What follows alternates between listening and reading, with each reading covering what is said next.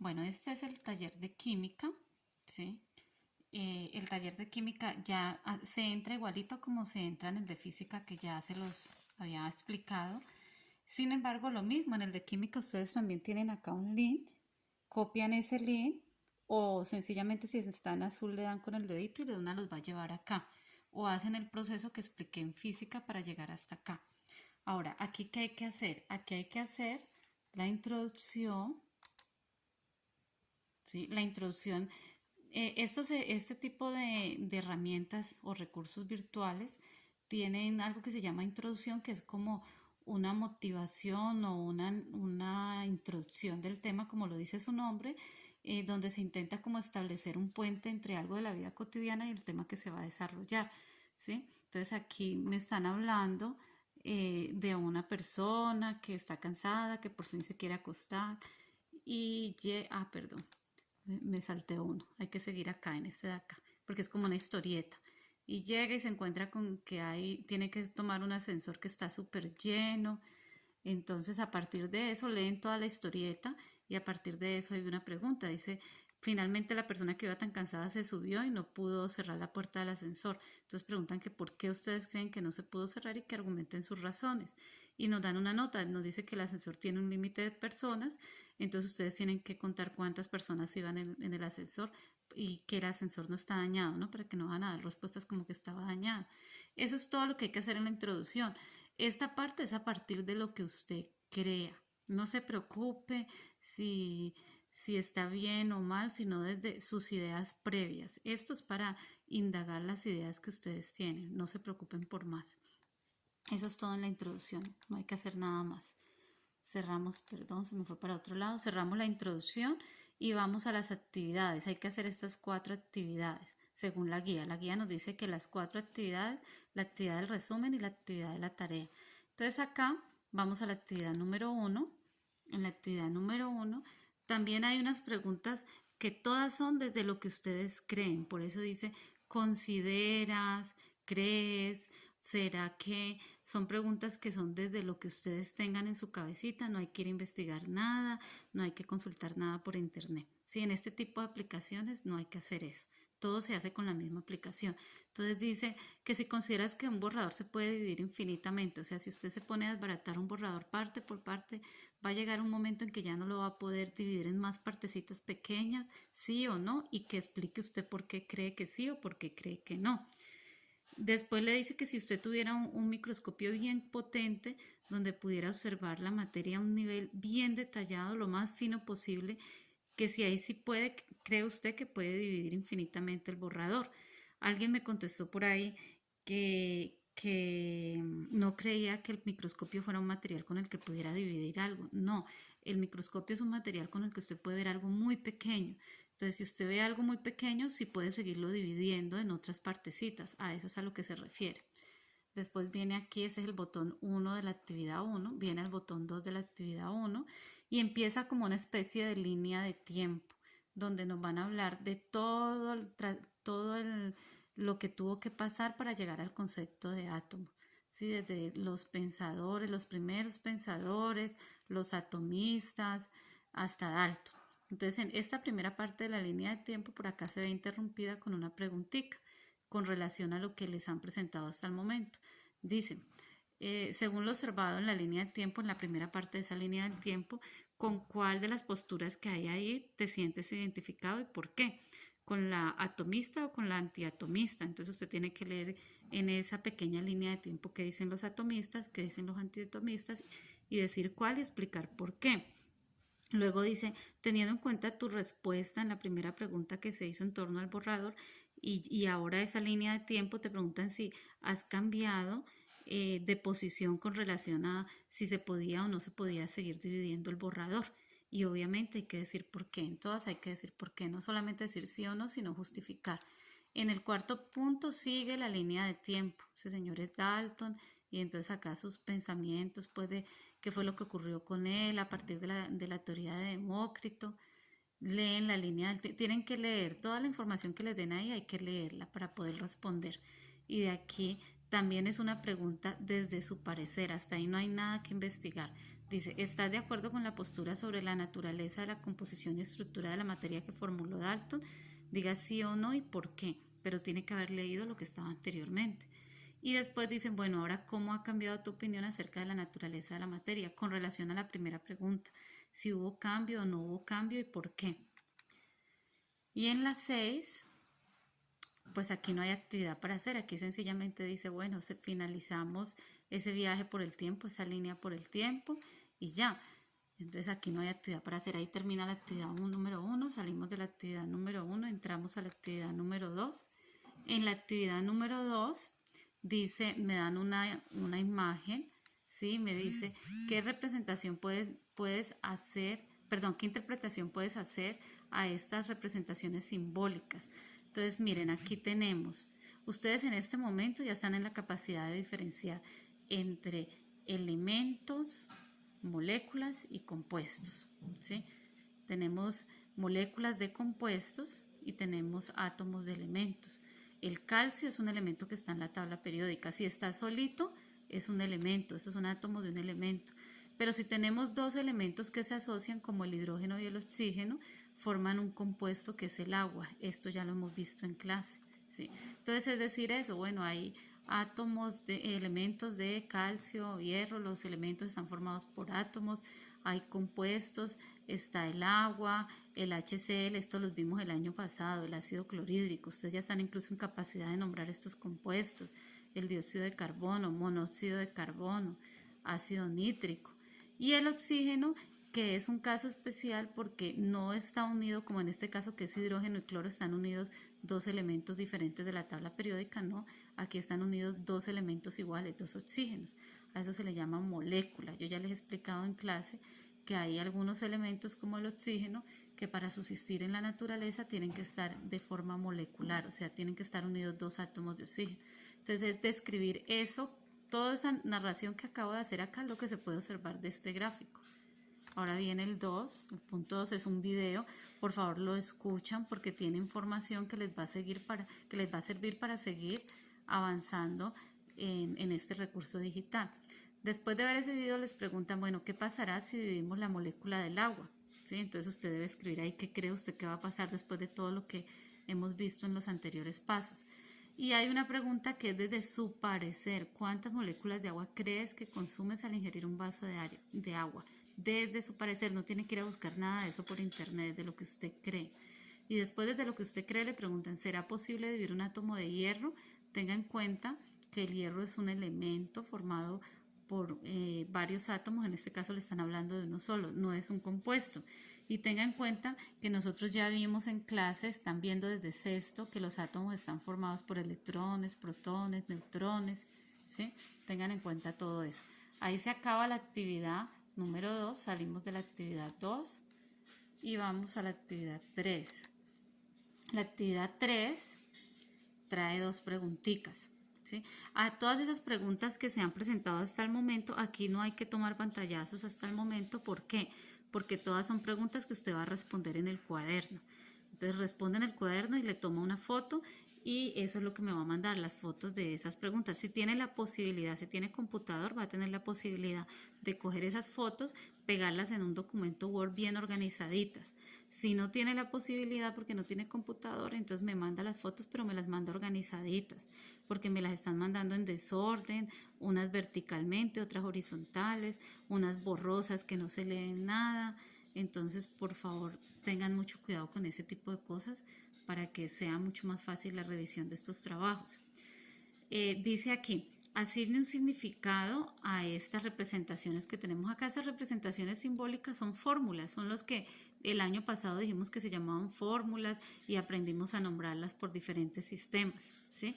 Entonces, asignémosles un significado. Bueno, esta primera es un compuesto, es la fórmula del agua, es un compuesto. ¿Por qué sé que es un compuesto? Porque está conformado, o como su nombre lo dice, compuesto por dos elementos diferentes, hidrógeno y oxígeno. El hierro no, el hierro es un elemento, está solo, no podemos decir que es un compuesto porque está solo. Y así sucesivamente tiene que hacer con los otros. Ahora, indica la proporción en que se combinan los átomos en estas anteriores moléculas. Entonces aquí están esos numeritos chiquitos, vimos el año pasado, que son los que me indican esa proporción. Entonces, por ejemplo, para el primer compuesto, que es el agua, en esa molécula tenemos que por 2 átomos de hidrógeno hay 1 de oxígeno. Esa es la proporción de la que nos están hablando, ¿sí? En estos que tienen varios, bueno, en esta molécula hay 2 de hidrógeno, 1 átomo de azufre y 4 de carbonos, ¿ya? Entonces, esa es la respuesta que hay que dar en la primera. En la segunda, indica en la segunda. La primera ya le habíamos dado respuesta. Vamos aquí al botón 2. Este botón 2 sí no lo va a hacer en su cuaderno, lo va a hacer aquí mismo y le va a tomar un pantallazo.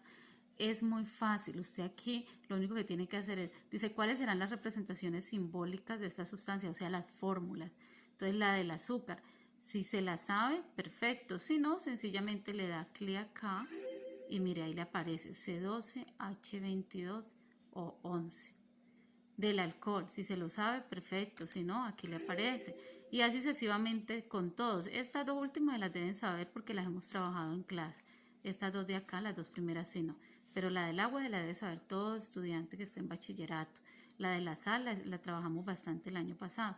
Cuando ya las descubrió todas, le da un pantallazo y ese pantallazo me lo pega dentro del trabajo, o si me va a mandar fotos, entonces me manda el pantallazo. Entonces, aquí es imposible que esta actividad les quede malo porque pues el mismo recurso la está resolviendo. La actividad 3 son 2 preguntitas, dice, teniendo en cuenta la información que nos indica símbolos y fórmulas químicas de las sustancias puras en el nivel simbólico, hay 2 preguntitas. Primero, ¿cómo se relaciona esta información? ¿Cómo se relacionan estas con la información sobre los pesos atómicos presentes en la tabla periódica? Recordemos que el año pasado vimos que en la tabla periódica viene una información de estados de oxidación, números atómicos y pesos atómicos. Aquí me están hablando de peso o masa atómica, ¿sí?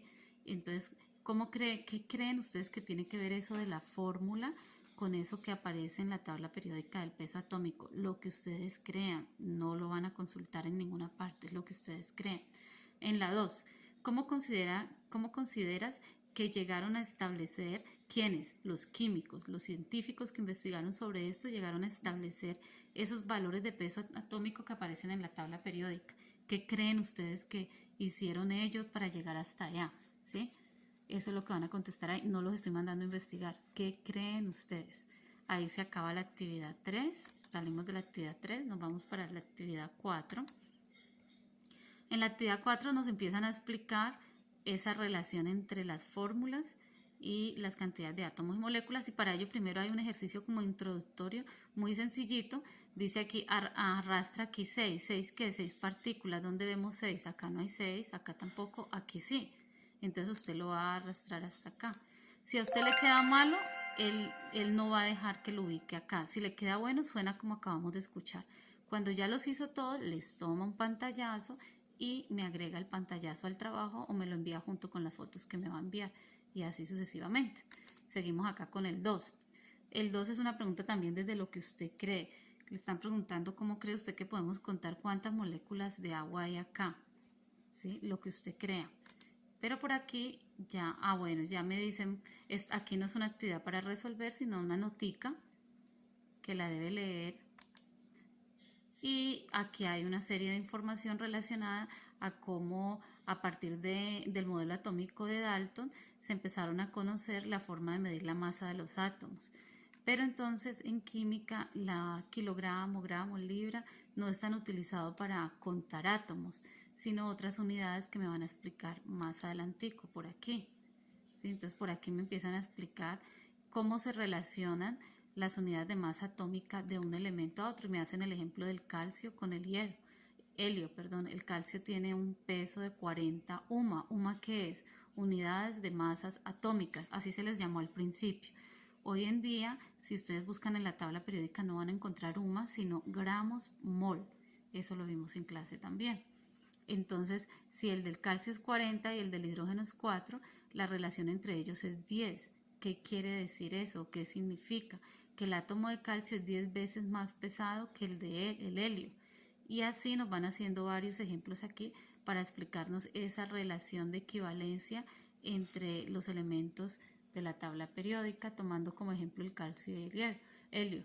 No solamente se puede hacer para unidades de masa atómica, se puede hacer también en gramos, ¿sí? Si la relación es 40 gramos de calcio y 4 gramos de helio, podemos decir también que el calcio es 10 veces más pesado que el helio. Eso es lo que explican en esto. Léanlo bien, detállenlo bien. Ahí no hay actividad para resolver, es información para que ustedes entiendan eso de las masas para los átomos. Y aquí en la 6, aquí viene algo muy importante que deben revisar detalladamente. Me puso como borroso. Y es lo siguiente. Dice, tenemos una muestra de glucosa. La glucosa es una especie de azúcar, por eso tiene una fórmula similar a la del azúcar. Dice, toda la glucosa que es C6H12O6 tiene una masa de 180 gramos. Cuya masa es 18 gramos. 180 no, 18. Listo, entonces aquí aparte me dicen la masa atómica de cada uno de los átomos que la conforman. La del carbono es 12, la del hidrógeno es 1 y la del oxígeno es 16. Con eso me dicen que revise cada una de las siguientes opciones. Aquí hay una explicación de qué es y cómo se calcula el número de moles. ¿Sí? Dice el número de moles, para hallarlo tenemos que conocer precisamente la masa molecular. ¿Qué es la masa molecular? La masa molecular es la suma de la masa del carbono, el hidrógeno y el oxígeno, ¿sí? Pero teniendo en cuenta que hay 6 carbonos, 2 hidrógenos y 6 oxígenos. Entonces por eso acá dicen, bueno, el carbono me dijeron que su masa era 12. Esa masa, ¿de dónde la saca uno? De la tabla periódica, pero aquí te la están dando. ¿Cuántos carbonos hay según esa fórmula de la glucosa? Hay 6. El hidrógeno pesa 1. ¿Cuántos hidrógenos hay según esa masa de la glucosa? 12. El oxígeno pesa 16. ¿Cuántos oxígenos hay según esa masa de esa fórmula de la glucosa? Cuando yo digo esa fórmula de la glucosa, es esta de acá, ¿sí? Entonces, hacemos estas multiplicaciones, 6 por 12, 12 por 1, 6 por 16, y el resultado de todas las multiplicaciones se suma y me da 180. Ese 180 se conoce con el nombre de masa molecular, ¿sí? A ver, yo les decía que inicialmente se decía 180 UMA, unidades de masa atómica. Ya después se estableció que en lugar de UMA se le iba a llamar gramos por mol, porque se descubrió que una mol pesa precisamente ese valor que se acabó de hallar. Una mol de glucosa pesa 180 gramos, ¿sí? Y entonces, teniendo en cuenta eso, se halla el número de moles. ¿Cómo? La masa que me están dando, recordemos que aquí me estaban diciendo 18 gramos de masa, ¿sí? Esa masa, 18 gramos, dividido la masa molecular, que es 180 gramos. Entonces se cancelan gramos con gramos y quedan moles. La mol es la unidad de masa más usada para los átomos, moléculas y compuestos. Esa adición dio 0.1, ahí hallamos las moles. Entonces miren, esta es una explicación de cómo se hallan las moles. Esta de acá es una explicación de cómo se hallan los átomos de carbono. Entonces está aquí la explicacióncita. Dice que para hallar los átomos, ¿sí? Hay que utilizar, esto es un número que se llama el número de Avogadro, que se utiliza siempre que vamos a hallar átomos o moléculas, ¿sí? Entonces, más o menos lo que dice es que el número de átomos de carbono, para eso tomamos la cantidad que nos dio de la molécula de glucosa y lo multiplicamos por el número de Avogadros. Entonces, como me dicen átomos de carbono, venimos acá. ¿Cuántos átomos de carbono hay en la fórmula? Hay 6. Entonces multiplicamos el número de Avogadro, que es 6.023 por 10 a la 23 por 6, y me da esto, ¿sí? ¿Cómo se hace esa multiplicación? Multiplique solamente 6.023 por 6 y le dio 3.61, y este 10 a la 23 resulta de aplicarle notación científica, o en sus calculadoras científicas usted puede meter toda la multiplicación y de una vez le da el resultado. Yo les enseñé a ustedes a escribir en la calculadora científica potencias de 10. Miren, hasta aquí usted todavía no tiene que resolver nada, ni en el A ni en el C ha tenido que resolver nada. El A es un ejemplo de cómo hallar las moles, el C es un ejemplo de cómo hallar los átomos de determinado elemento en una molécula, que serían los átomos de carbono. En el E le están diciendo a usted, bueno, teniendo en cuenta los pasos anteriores, o sea, este de acá, como hallamos los átomos de carbono, ahora haga lo mismo, pero para el hidrógeno, ¿sí? Entonces, para el hidrógeno sería este mismo número multiplicado por los átomos de hidrógeno en la molécula. ¿Cuántos hidrógenos hay en la molécula? Hay 12. Entonces eso es lo que le están diciendo acá. Siga lo que se hizo en el C y haga lo mismo, pero para el hidrógeno. Aquí esto sí lo tiene que resolver usted en su cuaderno, le toma una foto y me lo manda. En el A es un ejemplo, el C es un ejemplo, el E sí es para resolver. Ahora el B es como calcular el número de átomos de, el número de moléculas de glucosa. Entonces acá le dan un ejemplo. ¿Cuántas moles le dio de glucosa? Le dio 0.1. Las multiplica por el número de Avogadro y aquí le va a dar el número de moléculas de glucosa. ¿Sí? El número de moles que nos había dado por el número de Avogadro. Teniendo en cuenta ese ejemplo, en la D,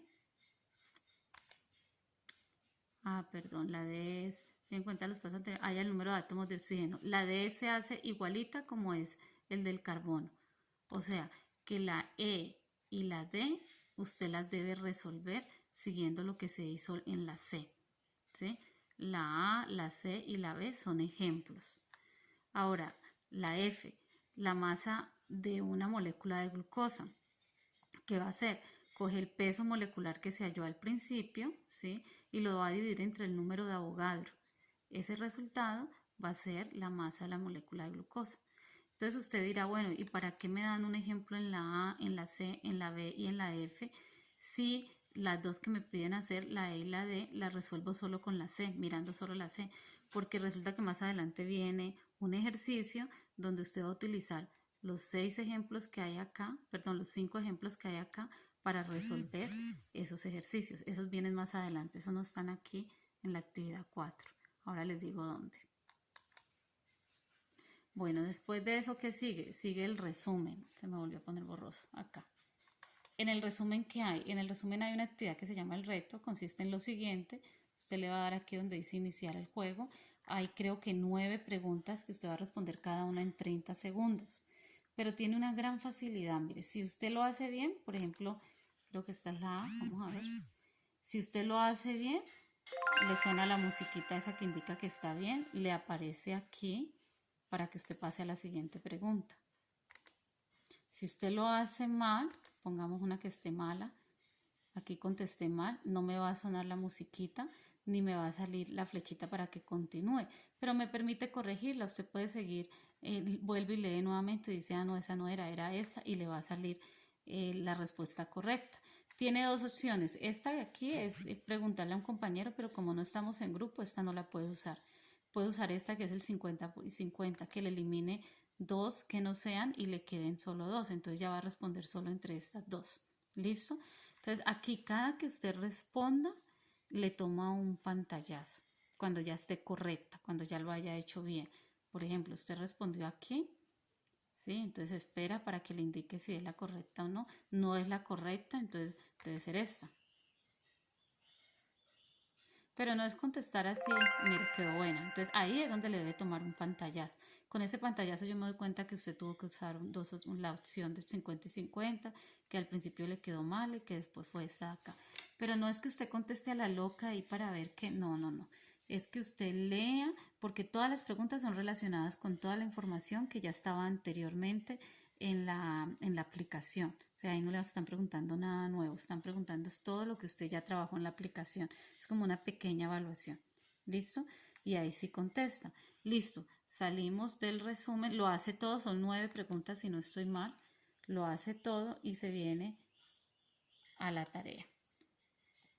En la tarea hay 1, 2, 3, 4, 5 ejercicios que usted va a resolver mirando la actividad 4, la última parte de la actividad 4, mirando esto. Esos ejercicios de la tarea son los que se van a resolver viendo estos ejemplos, viendo cómo se hallan las moles, cómo se halla el número de moléculas, cómo se halla el número de átomos y cómo se halla la masa de la molécula. Es siguiendo este recurso de acá. ¿Listo? Y ahí ya termina. Eso es todo. Como ustedes pueden ver, no necesitan ir a investigar absolutamente nada. Todo se resuelve con la misma información que da este recurso. Los ejercicios que son de cálculos vienen ejemplos. Lo que usted tiene que hacer es seguir el ejemplo que le está dando el recurso, ¿sí? Las preguntas que se hacen, usted tiene la opción de corregir si se equivoca y en los pantallazos que me va a mandar, me la va a mandar ya correcta, ya corregida, ¿vale? Bueno, entonces espero que les rinda.